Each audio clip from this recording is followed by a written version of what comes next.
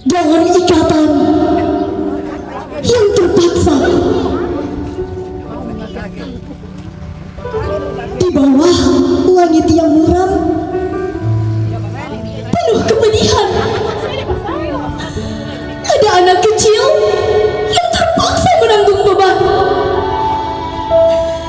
Mimpi-mimpi yang dulu ada kini tertutup oleh awan gelap dalam ikatan yang tak diinginkan, dalam belenggu ketidakberdayaan. Di setiap sudut malam yang hening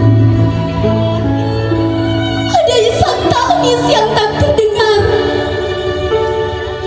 Langkah-langkah kecil yang dipaksa menjadi dewasa menuntut tanggung jawab yang tak seharusnya ada. Pernikahan yang dipaksakan. Apa arti sebuah kebahagiaan yang dipaksakan? Jika dalam hati masih ada luka yang tak tertahan. Di bawah langit yang gelap penuh ketidakberdayaan, aku, anak kecil ini, anak kecil yang menuntut kebebasan untuk belajar, merintih dalam ikatan yang terpaksa, penuh kesedihan.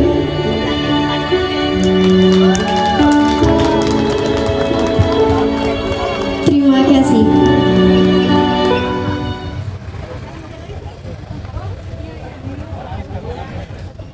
Kita berikan aplaus kepada Ananda Wulandari. Kepada Ananda kami ucapkan terima kasih. Baik Bapak Ibu hadirin yang berbahagia, marilah kita ikuti bersama talkshow remaja di pusaran narkoba dan pernikahan anak di bawah usia, bagaimana mencegahnya, dan akan dipandu langsung oleh Bapak Moderator Bapak Samsul Bahri.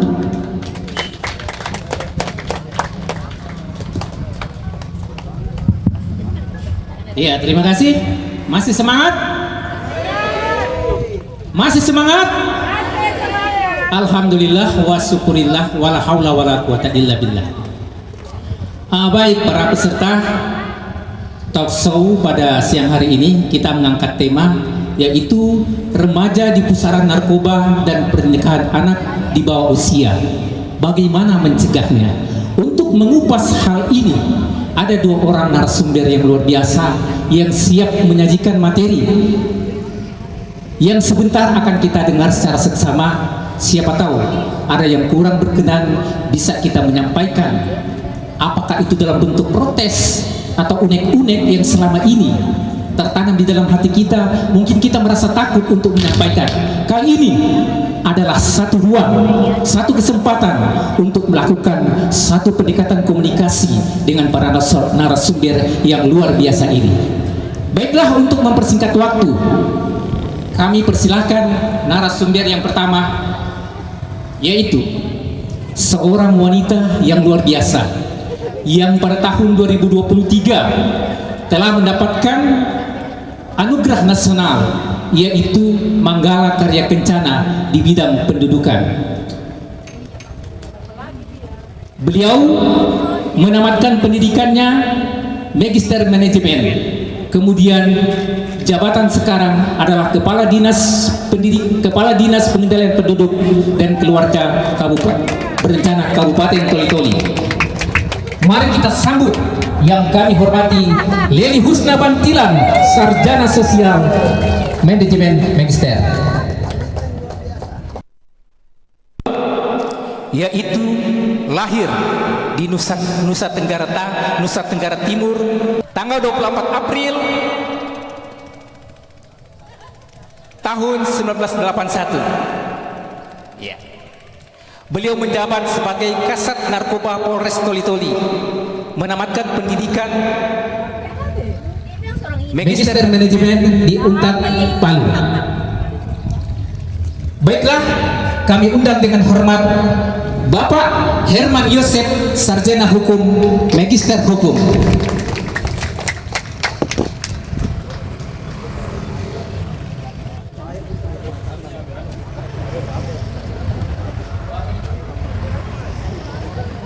Bapak Ibu yang kami hormati dan para peserta talk show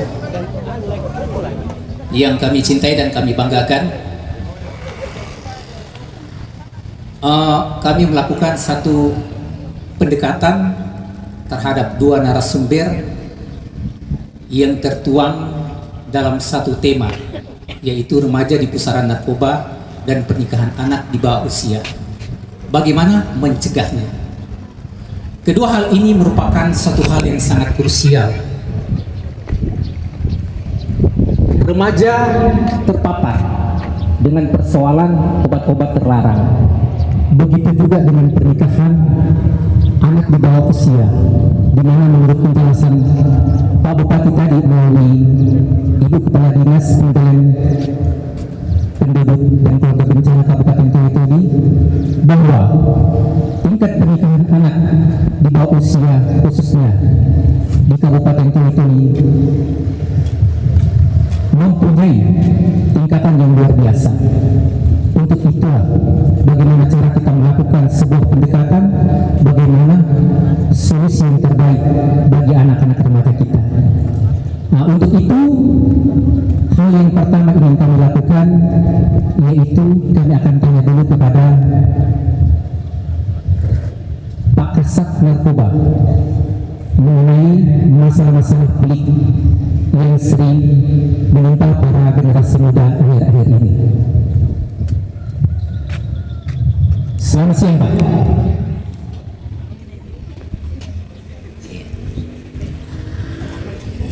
Sering ada asumsi bahwa penyebab utama penyalahgunaan narkotika itu disebabkan oleh kondisi sosial dan faktor ekonomi yang sulit. Apa benar demikian? Selamat siang, Assalamualaikum warahmatullahi wabarakatuh. Terima kasih atas undangan kami tempat ini membawakan materi terkait remaja di pusaran narkoba. Jadi benar kita harus akui bahwa kalangan muda itu menjadi usia yang paling rentan terhadap penyalahgunaan narkotika. Itu dulu kita masuk dulu. Karena apa? Remaja itu kan anak-anak yang proses pengalihan dari masa anak-anak kepada masa dewasa. Dengan usia remaja itu, mereka tuh punya tingkat pengen tahu, mencari popularitas, mencari jati diri itu sangat kuat. Nah, ini jangan sampai hal-hal yang mereka cari tahu, apa menjadi keinginan untuk menempatkan jati diri mereka itu justru bergaul dengan hal-hal yang salah, terutama narkoba. Jadi benar bahwa salah satu faktornya memang ekonomi. Tapi ekonomi itu salah satu faktor dari sekian banyak faktor yang menyebabkan remaja kita tuh terjebak dalam penyalahgunaan narkoba. Itu nanti kita kaji, Pak. Iya. Itu artinya masyarakat yang hidup di bawah garis kemiskinan itu sangat berpotensi melakukan tindakan penyalahgunaan narkotika. Iya, benar. Salah satu faktor. Salah satu faktornya masalah ekonomi. Ini kayaknya ada satu perbandingan terbalik. Bagaimana dengan orang-orang yang mempunyai kekuasaan, ya, jabatan, kekayaan dan lain sebagainya? Terkadang mereka juga terpapar dengan hal-hal yang seperti begitu. Bagaimana Bapak bisa menjelaskan ini? Nah, baik, berarti kita melihat kepada terlebih dahulu mengetahui latar belakang kenapa seorang itu dia terlibat dalam penyalahgunaan narkotika. Tadi sudah benar sampaikan oleh moderator bahwa salah satu faktornya adalah ekonomi. Tapi jangan lupa bahwa sekian banyak manusia ini justru orang-orang yang punya ekonomi di atas rata-rata justru terlibat dalam penyalahgunaan narkotika. Latar belakangnya apa selain masalah ekonomi? Yang pertama adalah khusus remaja itu pertama pengen coba-coba. Dengar-dengar orang cerita tentang narkoba, mereka tanya-tanya apa itu narkoba. Setelah mereka mencari tahu, dapatlah cerita bahwa narkoba itu efeknya memang betul. Efek narkoba itu ada 3, Pak. Jadi itu kita langsung masuk pada dampaknya sehingga orang itu mau tertarik untuk menggunakan itu. 3 dampak daripada narkoba. Pertama adalah stimulan. Stimulan itu berarti dia memacu tubuh untuk berbuat, otak itu berbuat lebih daripada kemampuan tubuh itu sendiri. Contoh, seorang ketika menggunakan ekstasi, dia tuh walaupun malam tuh tubuhnya lemas, dia tuh bisa dugem sampai pagi. Jadi narkoba tuh memacu otaknya untuk berbuat lebih, gitu. Stimulasi tubuh, walaupun tubuh tidak mampu. Ketika efeknya habis dia akan tumbang. Iya, berarti dalam hal ini kondisi sosial bukan cuma dibatasi dengan Faktor orang-orang, ekonomi, benar. iya, orang-orang miskin, Mencari tetapi juga kesenangan misalnya. orang-orang kaya juga bisa terlibat dalam hal Bisa, itu. karena mereka mencari kesenangan. Ya, jadi Ukuran, ya. itu yang bisa Bapak jelaskan. Iya. Tapi tahan dulu, Pak. Siap. Tahan dulu sebentar jawaban Bapak. Kita akan coba dengan Ibu Kepala Dinas Pengendalian Penduduk terkait mengenai masalah pernikahan anak di bawah usia. Ibu, apa yang melatar belakangi sehingga terjadinya pernikahan di usia muda? Apa karena paksaan orang tua atau ada penyebab lainnya? Mohon dijelaskan. Terima kasih. Pertama-tama saya ingin menyampaikan bahwa kami sebetulnya pemerintah daerah mendengar bahwa Kabupaten Toli-Toli tahun 2000, mudah-mudahan 2024 tidak ya, 2023 itu pernikahan anak yang paling tinggi di antara 13 kabupaten kota. Jadi sebetulnya salah satu hal yang sangat merisaukan kami, bagaimana caranya supaya tidak terjadi pernikahan anak, karena pernikahan anak ini ada beberapa faktor. Selain budaya biasanya ada itu yang memang orang tua yang menikahkan anaknya karena mau supaya tersambung hubungan keluarga lah. Nah, terus ada yang paling utama di kasus di Toli-Toli ini adalah karena kecelakaan, ya, karena pergaulan bebas seperti yang mungkin sama dengan narkoba tadi, yang ingin coba-coba karena remaja mungkin melihat, apalagi dengan sekarang sudah ada gadget yang mungkin mau ingin coba ini dengan situasi kondisi hormonal secara remaja, ingin coba juga, makanya melibatkan mereka, ditambah lagi dengan pergaulan mungkin sesama lingkungan di circle-nya itu mungkin oh ini kalau enggak bergaul dengan ini enggak top, kalau enggak bergaul dengan ini enggak top, akhirnya ikut akhirnya bisa terbawa. Jadi selain faktor budaya, faktor lingkungan dan pergaulan, juga faktor ekonomi. Ada yang orang tuanya mau lepas supaya sudah tidak tahan, sudah menjadi anaknya lagi, ya sudah kasih menikah saja. Nah, jadi ada beberapa faktor, tapi yang paling tinggi itu adalah faktor pergaulan bebas, ya, Iya. itu yang menyebabkan pernikahan anak.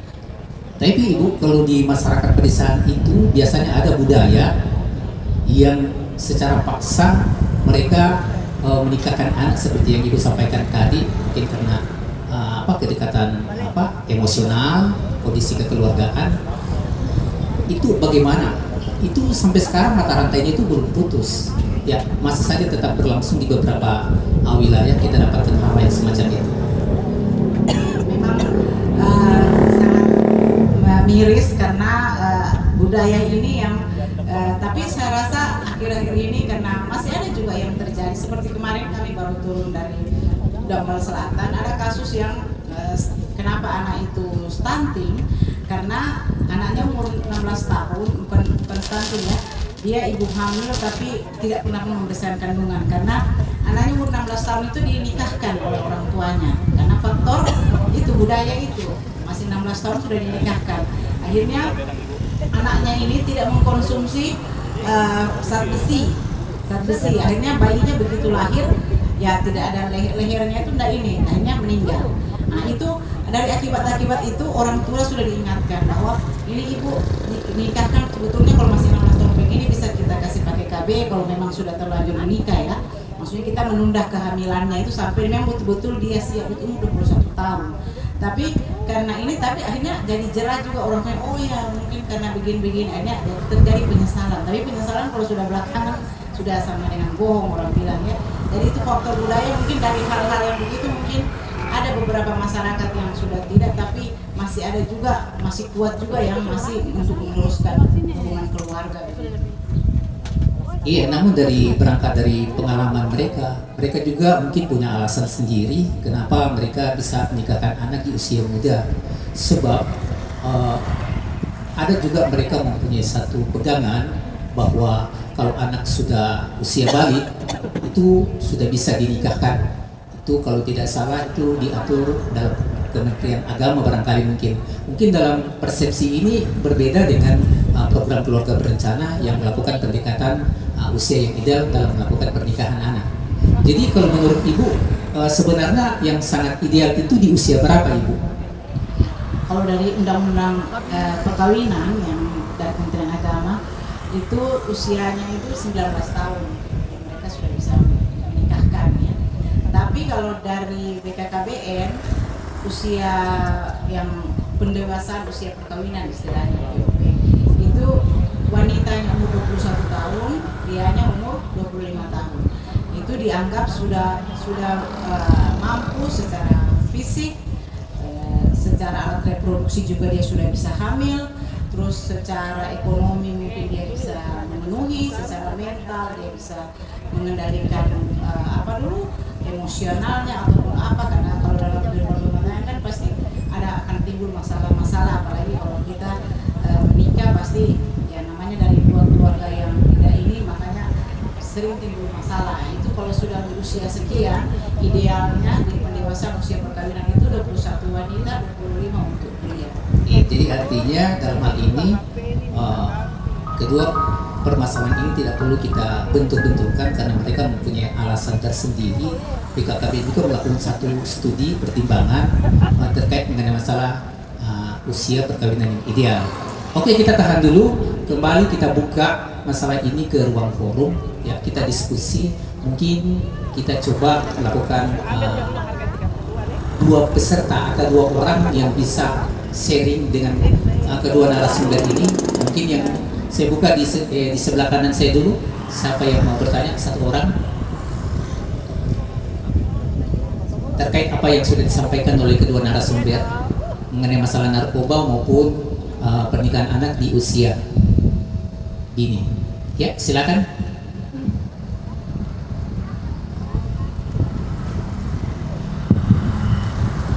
Ya baik, terima kasih atas kesempatan yang telah diberikan kepada moderator. Baik, Assalamualaikum warahmatullahi wabarakatuh.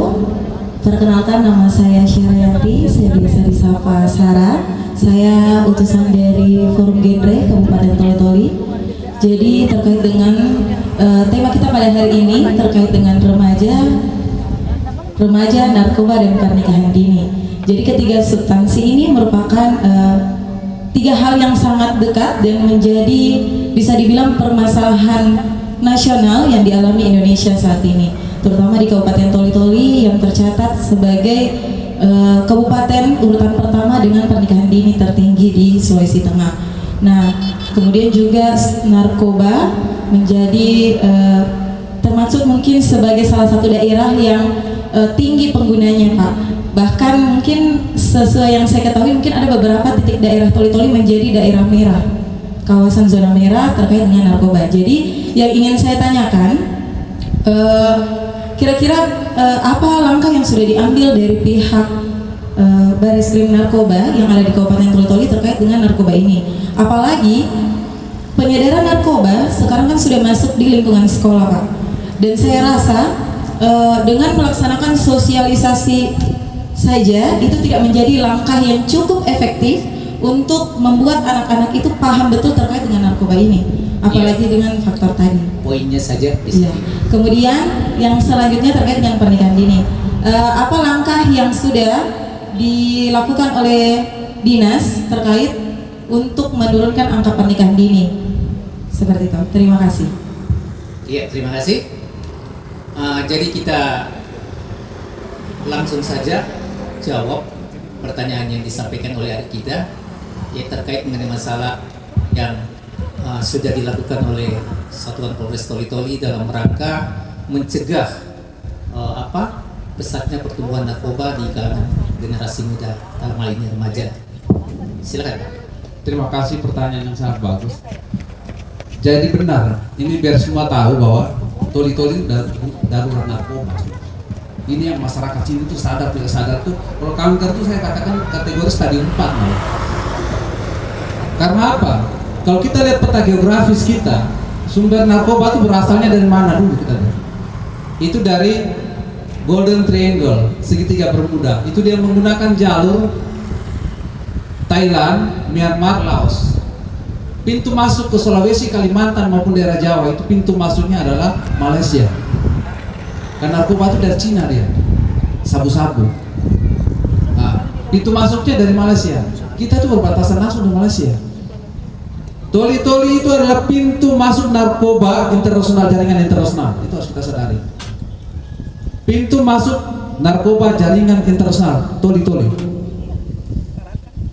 Kalau kita lihat dalam peta geografis, toli-toli itu riskan sih sebenarnya, sangat riskan. Cuman memang kita kendalanya kita dalam penanganan narkoba itu tepat deh, tidak maksimal karena pertama kita lihat kondisi geografis kita di sini. Bentang laut antara toli-toli dari daerah toli-toli utara ke Dampal Selatan itu kurang lebih 413 km. Personil narkoba itu jumlahnya 14. Opsionalnya itu cuma 7. Opsional itu berarti orang-orang yang bertindak untuk penegakan hukum di lapangan. Makanya begitu banyak terobosan yang sudah lakukan. Yang pertama betul itu melalui sosialisasi. Tapi ingat bahwa sosialisasi itu kenapa tidak efektif? Jangan hanya berharap dari polisi memberikan sosialisasi. Penting juga dari ini narkoba ini kita bicara tidak bisa hanya dalam satu lingkup penegakan hukum saja. Harus dari semua sisi, semua aspek masyarakat termasuk kalian-kalian gitu. Terutama keluarga, orang tua itu penting. Nah, jadi kita lihat bentangan laut kita begitu panjang dan begitu luas, personil kita terbatas. Dan dengan keterbatasan kita berupaya semaksimal mungkin. Pertama menggunakan sosialisasi ke sekolah-sekolah. Jadi kami berharap kami itu gratis Pak kalau minta sosialisasi, jangan ragu-ragu. Tiap minggu pun saya siap datang ke sekolah-sekolah. Tinggal dari sekolah saja punya niat untuk menyurat ke kami tidak. Untuk yang di wilayah-wilayah kecamatan itu kita kedepankan polsek sama subsektor. Para babin Katimas kan di tiap-tiap desa itu ada. Kita dorong ke mereka itu bahan-bahan untuk sosialisasi narkoba dan kita minta mereka untuk sosialisasikan itu ke masyarakat di desa-desa biar mencakup semua wilayah yang ada toli-toli. Kemudian yang kedua, masyarakat harus punya kepekaan untuk melapor setiap ada penyalahgunaan narkotika. Laporkan ke saya. Nanti personal kontaknya saya kasih sebar kemana-mana gitu. Segera laporkan untuk kita tindak lanjuti. Entah itu dalam bentuk kita rehabilitasi bagi para pecandu atau kita penegakan hukum. Begitu. Jadi saya tidak pernah tolerir persoalan narkoba. Saya selama 7 bulan sini itu sudah 6 kilo sabu-sabu yang saya ungkap. Sabu-sabu itu kalau kita bicara secara ekonomis, benar Bapak bilang, dia itu kalau sebanyak ini, kalau tuh sabu-sabu kan bentuknya kayak vitsin itu garam itu. Kalau garam itu diisi ke sini sebanyak ini, harganya itu di toli-toli berapa kalau sebanyak ini? Itu harganya 2 miliar. Bayangkan saja gula 1 kilo itu sebanyak itu, harganya 2 miliar kalau di toli-toli. Makanya orang muda tergiur untuk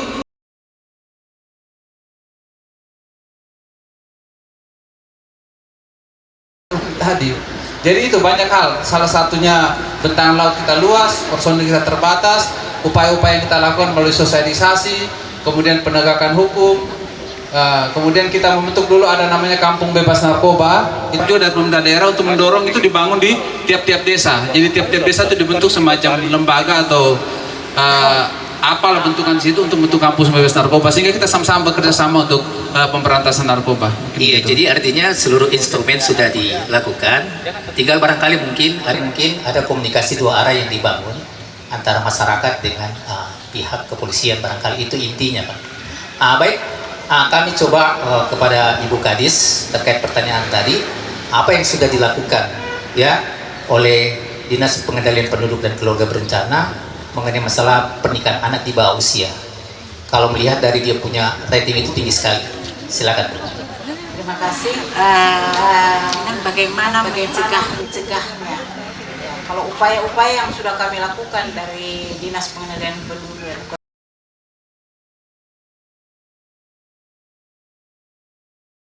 dan seperti sekarang ini yang namanya komunikasi, edukasi, informasi dan edukasi. Jadi media KIE, dari media KIE itu kami juga ada brosur-brosur yang kami sebarkan ke masing-masing balai, terus sosialisasi seperti ini, talk show ini kami kenapa kami ambil kali ini di alam terbuka? Sebetulnya karena sudah beberapa kali kami adakan di hotel. Ada juga pernah kami di Hotel Mitra, pernah juga kami lakukan di Aula Stie. Jadi sudah beberapa, setiap tahun itu kita ingin suasana baru, makanya ini lebih sejuk mungkin kalau kita di alam terbuka begini. Cuman memang tidak maksimal karena memang yang mengikuti talk show ini belum semua sekolah-sekolah. Sebenarnya kan kita punya sasaran utama itu anak-anak remaja dan yang dari SMP itu sebetulnya orang bilang masa-masa puberitas itu yang perlu memang kita untuk. Jadi edukasi sosialisasi seperti yang tadi Pak Kasat sampaikan, memang kalau cuma sosialisasi memang dari kami sendiri ya keterbatasan pembiayaan dan lain sebagainya, mungkin memang perlu kerjasama dengan seluruh stakeholder. Seperti sekarang kami menghadirkan PKK, karena mungkin di PKK ada program-program keluarga yang bagaimana turun di masing-masing desa yang memang langsung menyentuh. Dari Kementerian Agama ada program sosialisasi pernikahan untuk remaja-remaja di sekolah-sekolah, itu sudah dilakukan. Kami biasa juga jadi semua stakeholder harusnya bekerja sama, tokoh agama, tokoh masyarakat, apapun yang makanya dari masyarakat kita lebih utamakan, kemudian ke sekolah-sekolah juga. Kami juga kalau memang seperti yang Pak Kasat sampaikan, kalau memang diminta untuk menjadi narasumber sebagai sosialisasi kepada anak-anak sekolah, anak-anak remaja, itu memang kami bersedia. Tapi baru hari ini yang kami adakan. Terus di setiap kecamatan kan kami ada pembentukan PIK remaja, Pusat Informasi Konseling Remaja. Jadi di situ ada remaja seperti yang ketua forum genre kan Ibu Sarah ini, dia merupakan ketua forum genre Kabupaten Toli-Toli. Jadi PIK remaja itu, Pusat Informasi Konseling Remaja itu gunanya untuk mengajak kepada remaja-remaja sebaya itu untuk melakukan kegiatan hal-hal yang bersifat positif. Iya, baik Bu. Jadi artinya seluruh potensi sudah dilakukan upaya dalam hal menangani kedua persoalan ini. Baik, kita tahan dulu sejenak. Mari kita coba beri kesempatan kepada peserta yang di sebelah kiri kita untuk melakukan pertanyaan apa yang bisa disampaikan terhadap masalah-masalah pelik yang sudah disampaikan oleh kedua narasumber. Silakan. Satu pertanyaan saja, satu orang. Ada? Ya, silakan Ibu. Assalamualaikum Pak. Ya, singkat dan jelas saja Bu. Belum bicara Pak. Langsung ditekel.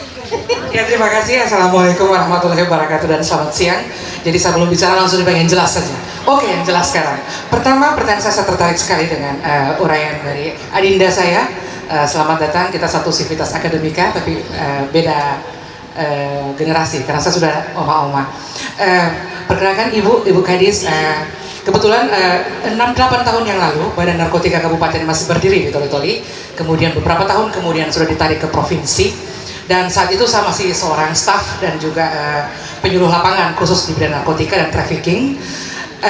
Jadi memang benar apa kata Ibu Kadis tadi, dan saya persingkat pertanyaan saya, apakah ada trik-trik sederhana saja untuk orang tua, cara yang paling simpel untuk orang tua, karena dengan seperti ini memang tidak terlalu signifikan, tetapi bukan berarti kita berputus asa, karena dari hari ke hari, tahun ke tahun yang kemarin, kami juga dari semua kecamatan Ibu melakukan berbagai macam penyuluhan di sekolah-sekolah, bahkan kerjasama dengan pihak gereja, kemudian masjid-masjid zaman itu, kepada ibu-ibu dan wanita kabupaten. Mungkin masih ada yang ingat saya, mungkin, karena ini sudah sama-sama oma-oma. Saya minta trik sederhana saja, kira-kira ciri sederhana bagi seorang anak saat dia, apakah tremornya karena memang tremor ketergantungan atau karena tremor penyakit. Jadi setidaknya ada ciri khusus yang mungkin bagi para orang tua dengan cepat mengetahui bahwa oh, anak saya ada apa-apanya. Itu yang pertama. Kedua, untuk bagi para pendidik, kepala-kepala sekolah, mungkin guru-guru konselingnya di sekolah atau guru-guru bidang studinya, mohon petunjuk. Kemudian yang terakhir Pak, pertanyaan saya, pernikahan yang terpaksa dengan dipaksakan tentu beda. Jadi saya mohon kepada Ibu Kadis, dan minta maaf sekaligus saya promosi karena saya masih jomblo, apakah saya harus dipaksa atau terpaksa. Jadi seperti itu. Tepuk tangan dong buat saya. Tepuk tangan. Iya, luar biasa. Demikian. Oke. Terima kasih. Iya, kita kembali kepada kedua narasumber. Itu tadi Ibu. Harus dipaksa. Apa trik? Ada tidak trik khusus untuk para orang tua dalam rangka melakukan satu edukasi terhadap anaknya, sehingga persoalan masalah ini bisa dapat diatasi. Itu barangkali yang dimaksudkan oleh Ibu tadi. Trik-trik apa yang bisa dilakukan terhadap orang tua? Ya, trik ini dikhususkan kepada Bapak dengan Ibu berdua. Bapak dulu. Ya, silakan. Baik, terima kasih. Pertanyaan yang bagus. Karena begini, betul Bu. Kuncinya tuh sebenarnya dimulai dari keluarga. Masalah narkoba itu kuncinya mulai dari keluarga. Rata-rata anak-anak yang terima narkoba itu berawal dari keluarga yang broken. Jadi bagi orang tua, kebetulan ini kan keluarga berencana di sini nih. Seburuk apapun permasalahan orang tua antara suami istri, jangan pernah mengorbankan namanya anak. Karena ketika anak itu berasal dari keluarga problem, kemudian dia mencari kenyamanan di luar, disitulah pintu masuk dia terlibat dalam segala bentuk kejahatan, termasuk narkoba.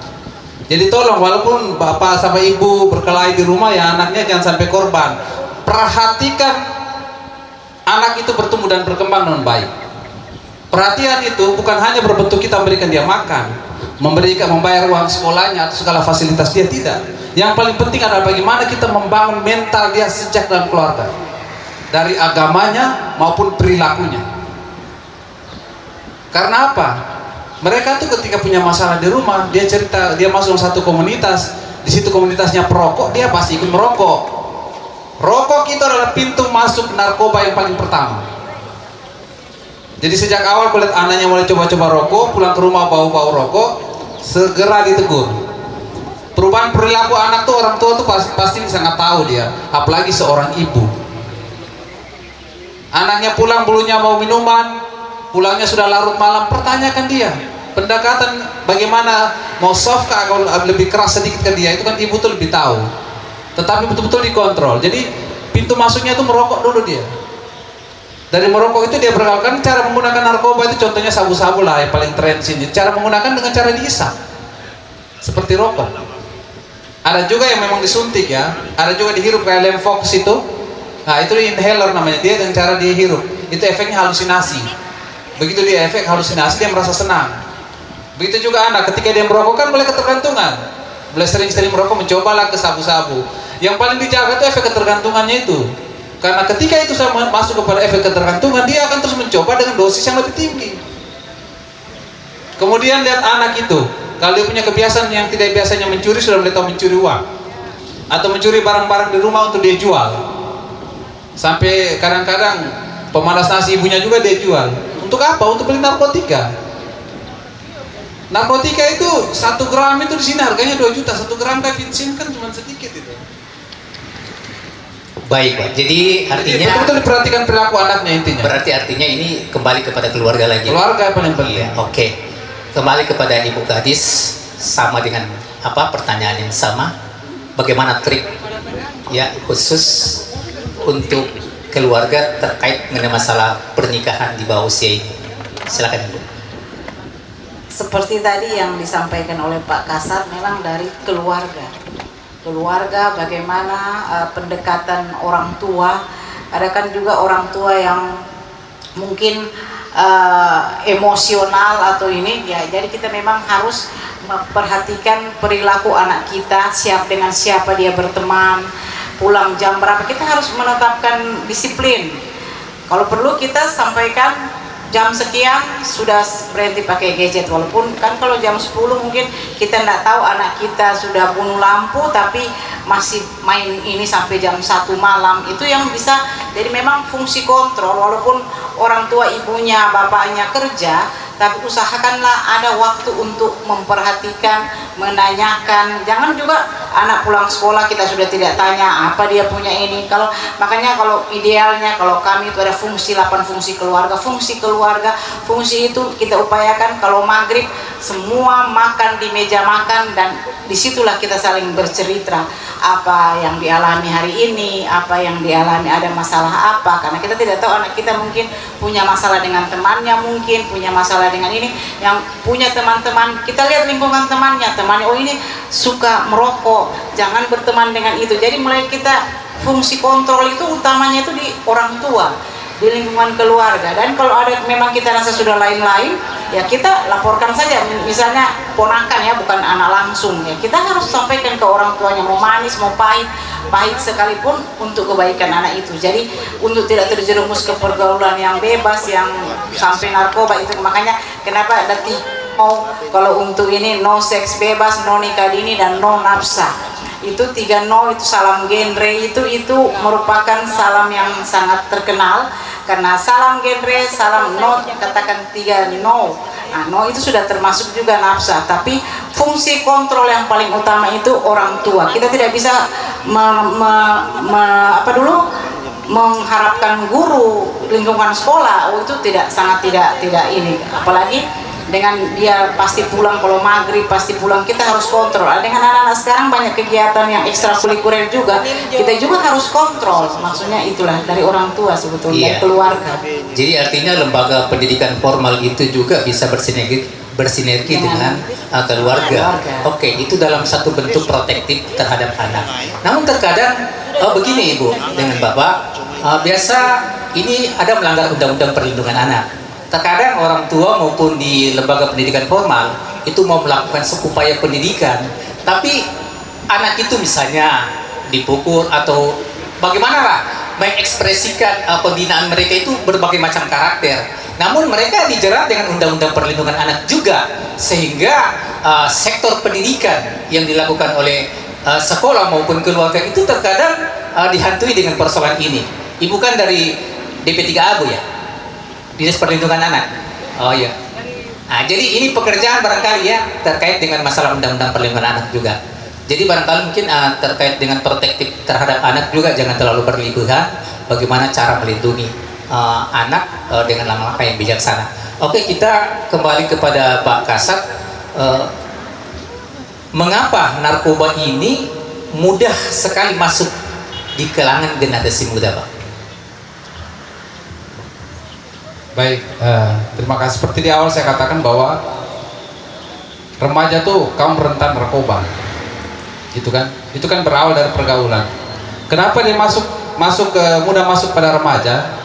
Yang pertama bahwa ketersediaan saat itu ada dulu. Makanya bilang toli-toli ini kan pintu masuk. Sini kan banyak sekali peredaran itu, sabu-sabu itu kan banyak sekali.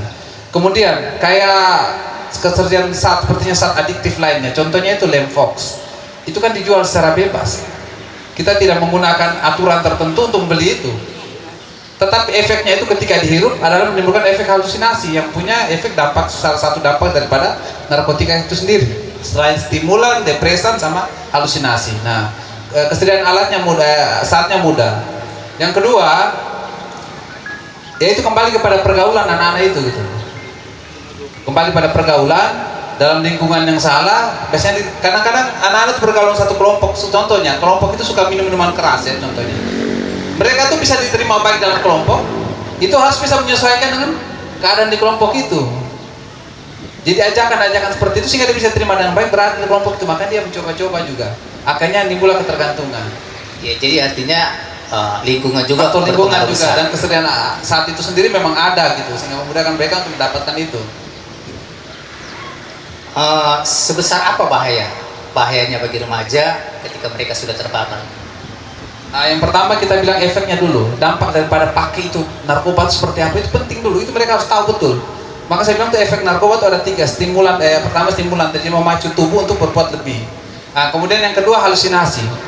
Halusinasi itu begini, orang ketika memakai itu dia pola pikirnya dia itu berubah. Jadi yang penglihatan dia juga itu sudah jadi salah. Dia melihat segala sesuatu salah, mendengar segala sesuatu salah. Contoh di Amerika itu pernah seorang habis memakai putau, malam itu dia habis memakai putau, dia tinggalnya itu di hotel lantai 32. Ketika dia bangun pagi, masih ada efek daripada narkoba, dia buka jendela, dia lihat ke bawah, dia bilang itu kolam renang. Dia terjunlah ke kolam renang, ternyata itu lapangan parkir.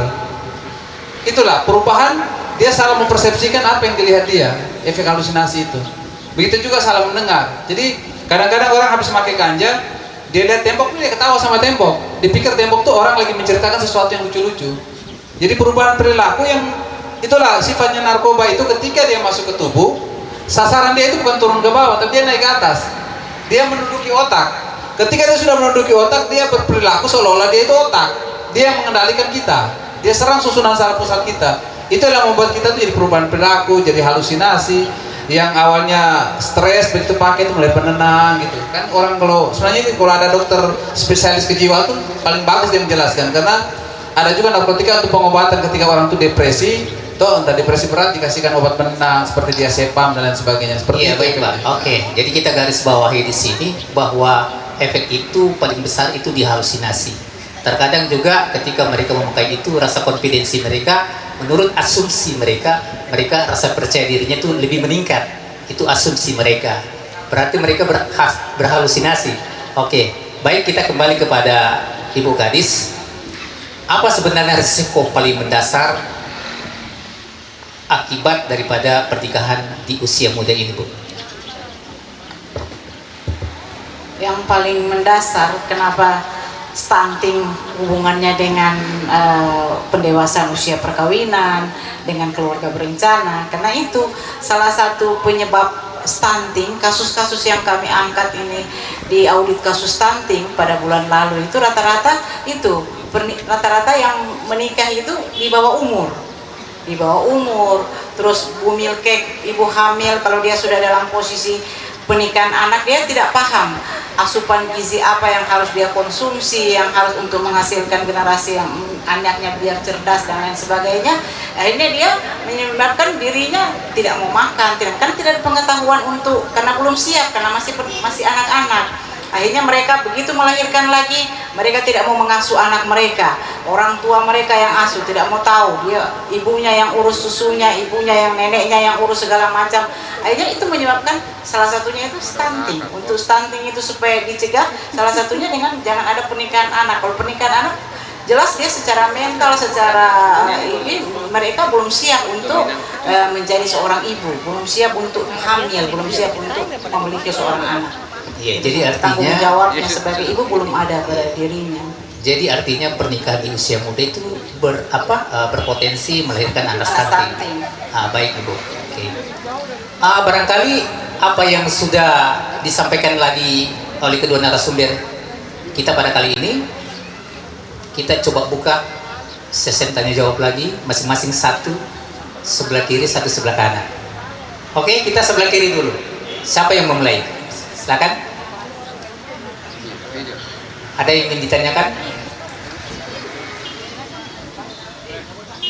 Ya, silakan.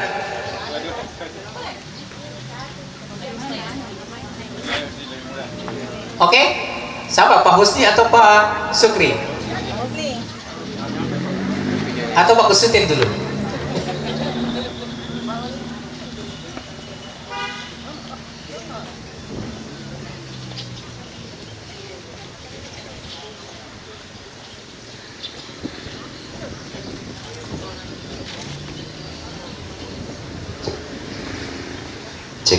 Oke, Assalamualaikum warahmatullahi wabarakatuh.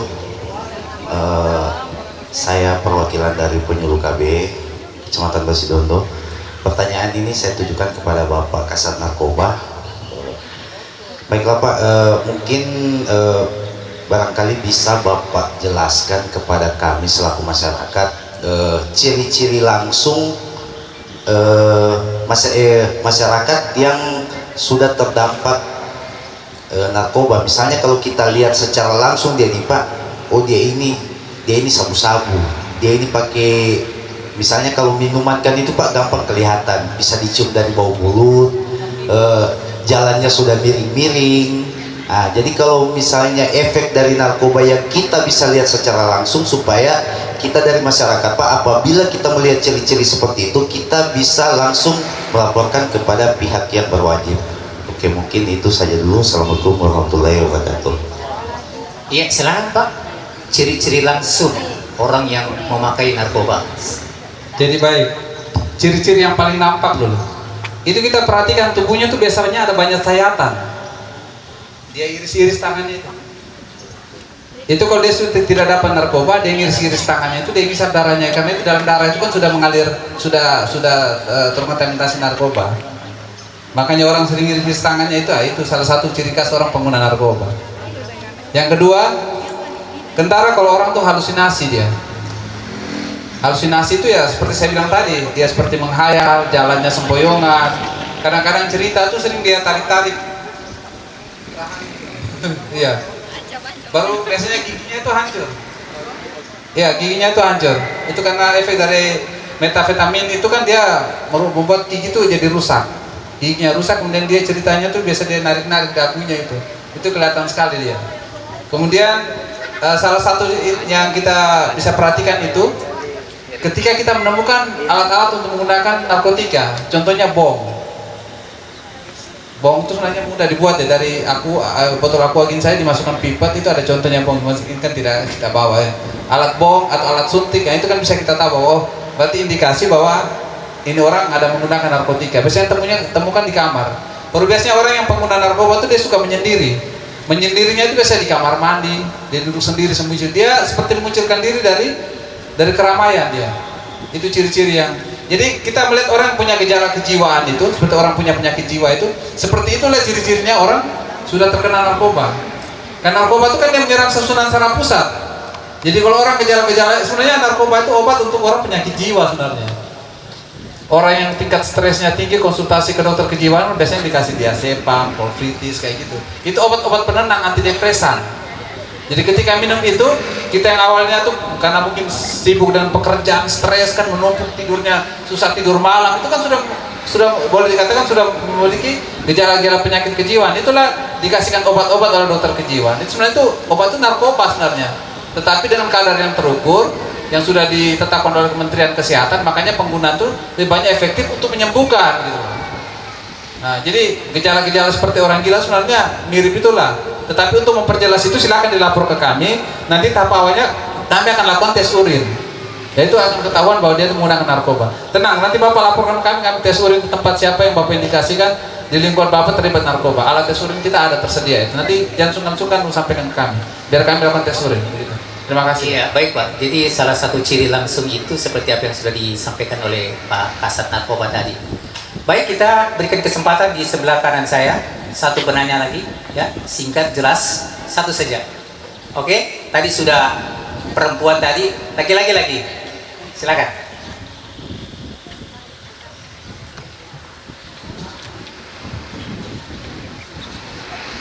Oke, baik, terima kasih atas kesempatan yang telah diberikan. Assalamualaikum warahmatullahi wabarakatuh. Waalaikumsalam warahmatullahi wabarakatuh. Selamat siang. Baik, perkenalkan nama saya Muhammad Renaldi, saya dari SMK Negeri 1 Tautoy. Baik, pertanyaan yang saya ingin berikan, apa saja risiko terhadap kesehatan mental yang akan dihadapi oleh pasangan yang menikah dini, dan faktor-faktor apa saja yang dapat meningkatkan risiko kekerasan dalam rumah tangga pada pasangan yang menikah dini. Baik, itu saja. Terima kasih. Iya Pak, langsung dijawab saja. Silakan. Atau Ibu, ya silakan.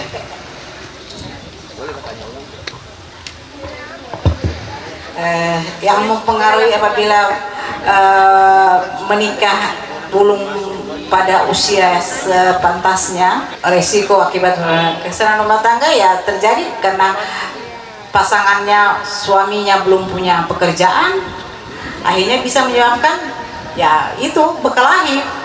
Mau membutuhkan, pasti kan kalau punya anak harus beli susu, harus beli dan lain sebagainya, harus menafkahi istri dan anak-anak. Kalau dia tidak siap secara mental, belum siap dia untuk menikah, dia masih tidak punya kerja, masih sekolah, bagaimana caranya dia memenuhi kebutuhan rumah tangga? Akhirnya terjadi kekerasan dalam rumah tangga, bisa jadi terjadi pemukulan kepada istri dan lain sebagainya. Dia juga secara mental dia stres mungkin karena didesak-desak harus penuhi kebutuhan anaknya dan istrinya, terakhir ya main pukul istri. Terjadilah kekerasan dalam rumah tangga. Kekerasan rumah tangga bukan cuma dalam fisik ya, kita menghina saja itu sudah secara psikis sudah kekerasan rumah tangga. Karena saya pernah sebelum saya ini pertama berdiri Dinas Pemberdayaan Perempuan dan Perlindungan Anak, saya kepala dinas di situ. Jadi setidak-tidaknya saya pengetahuan tentang KDRT dan lain sebagainya itu sampai kasusnya Hasni dulu yang dibajukan itu saya masih kepala dinas di situ. Jadi itu saya tahu. Jadi untuk terjadi biasa kekerasan rumah tangga, cuman biasanya korban tidak pernah melapor ya karena dia melindungi suaminya, karena padahal dia kalau dia melapor supaya ada efek jerah ke polisi bisa dilaporkan, tapi karena dia melindungi istrinya atau suaminya dan lain sebagainya sampai biasanya tidak terlaporkan. Tapi itulah salah satu resiko kalau kita menikah dini, karena kita salah satunya kita secara mental, secara ekonomi kita belum bisa memenuhi untuk menjadi kepala rumah tangga. Iya, baik. Jadi artinya resiko ini ya salah satu yang paling terpapar itu secara psikologi, mental. Itu yang belum siap ya dijalani oleh pasangan usia muda bila mana melakukan pernikahan di usia muda. Jadi salah satu itu jiwanya masih labil. Jadi sehingga terjadi ada prahara dalam rumah tangga, bahkan tidak menutup kemungkinan terjadi perceraian. Ya, sesungguhnya itu yang sebenarnya tidak diinginkan. Ya. Oke, baik. Tadi ada bisik-bisik dari sebelah kiri, masih ada kata satu. Bagaimana? Masih ada waktu kita? Masih banyak waktu. Oke, tinggal satu ya? Tinggal satu. Oke, Ibu Susan, silakan.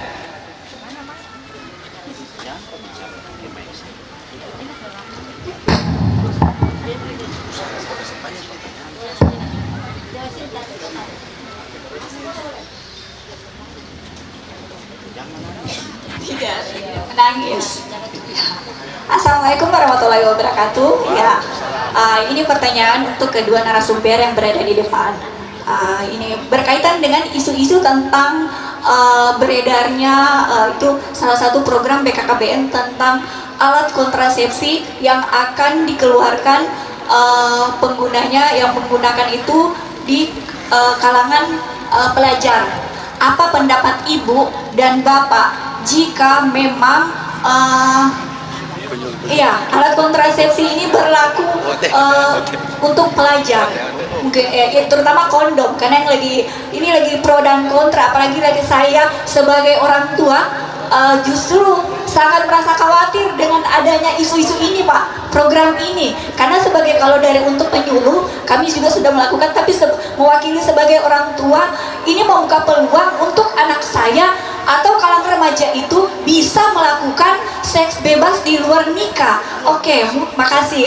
Kebetulan saya juga mewakili dari Ikatan Penyuluh Keluarga Berencana dan penyuluh PKB Kecamatan Galang. Wassalamualaikum warahmatullahi wabarakatuh. Iya, luar biasa IPKB.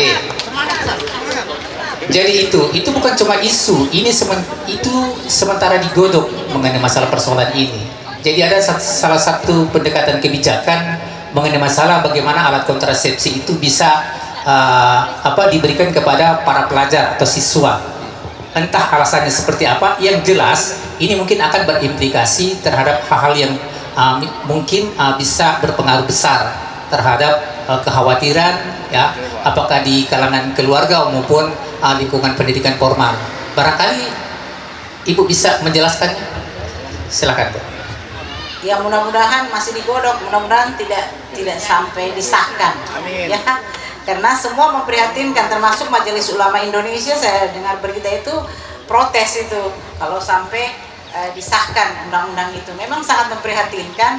Sedangkan tidak dikasih saja sudah dipakai itu sama anak-anak remaja supaya untuk tidak hamil pasangannya, apalagi kalau sampai dibenarkan dengan undang-undang, itu lebih fatal lagi. Jadi mudah-mudahan ini kan masih sementara digodok, mudah-mudahan tidak menjadi disahkan, karena kalau ada beberapa protes pasti akan diperhatikan oleh saya tidak tahu juga kenapa ada ide sampai seperti itu untuk kasih kondom ke, sedangkan yang pasangan usia subur saja dikasih kondom kadang tidak pakai, tapi justru yang tidak sah itu yang mau pakai kondom, apalagi dikasih di pelajar, itu lebih fatal lagi.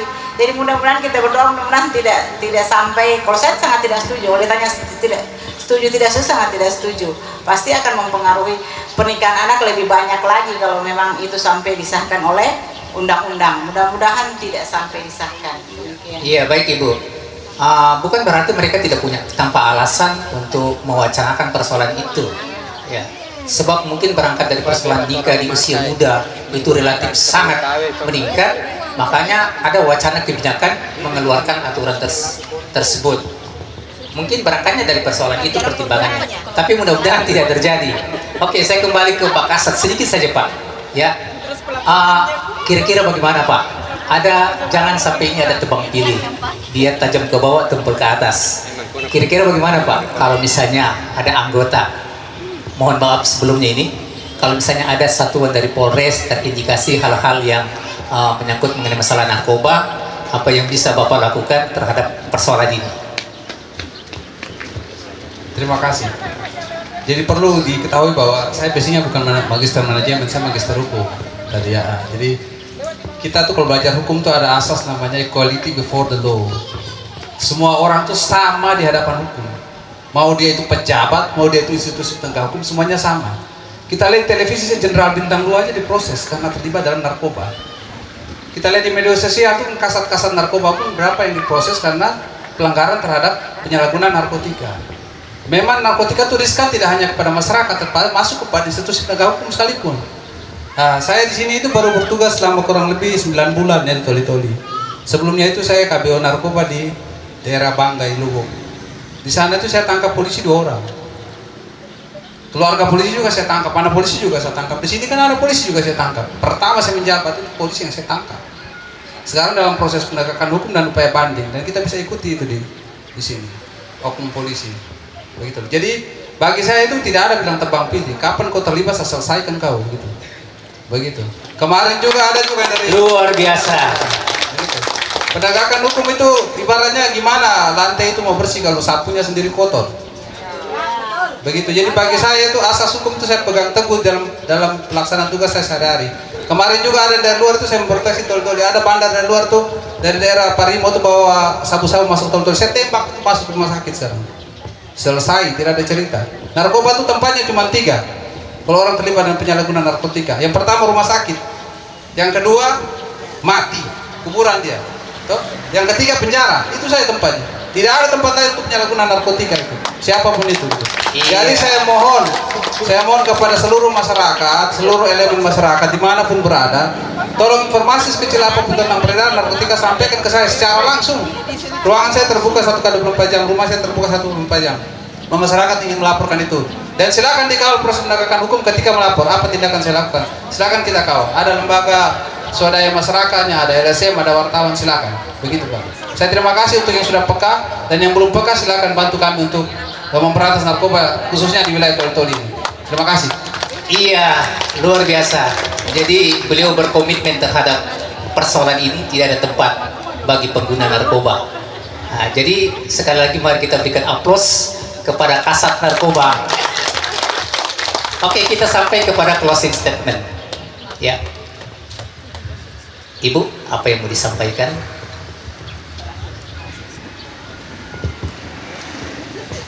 Kalau saya ingin menyampaikan pesan kepada anak-anakku sekalian, generasi muda, generasi mendatang yang akan menjadi generasi penerus yang akan menggantikan kami nanti sebagai petani sukses, pejabat sukses, dan lain sebagainya. Marilah kita hidup berencana itu dari sekarang. Jadi slogannya BKKBN itu, salam BKKBN, hidup berencana itu keren. Luar biasa. Pasti. Jadi mulai dari sekarang kita hidup berencana itu keren. Kita rencanakan kehidupan yang akan menikah nanti mulai dari sekarang, bukan nanti setelah terjadi. Kita menghindari untuk terjadinya pernikahan anak. Makanya hidup berencana itu keren. Sekali lagi, salam BKKBN. Hidup berencana itu keren. Terima kasih. Iya, luar biasa. Berencana itu keren. Oke Pak, silakan closing statementnya. Nah, closing statement saya itu mau berikan nasihat dan pesan pada adik saya ini, kalangan muda ini, kaum milenial yang sangat saya banggakan. Yang pertama, saya cuma kasih tips saja supaya hindari narkoba. Yang pertama, dekatkan iman dan takwa pada Tuhan, itu penting. Itu dulu, tujuan hidup kita itu ke sana nanti, kehidupan kekalnya kita. Itu yang pertama. Yang kedua, jaga pergaulan. Bergaul dengan tempat yang salah, kalian akan jadi salah. Usahakan kalau kalian orangnya positif, bergaul membawa aura positif pada mereka. Jangan kamu mau mengikuti mereka yang negatif. Pergaulan itu penting. Yang kedua, kembangkan bakatmu dengan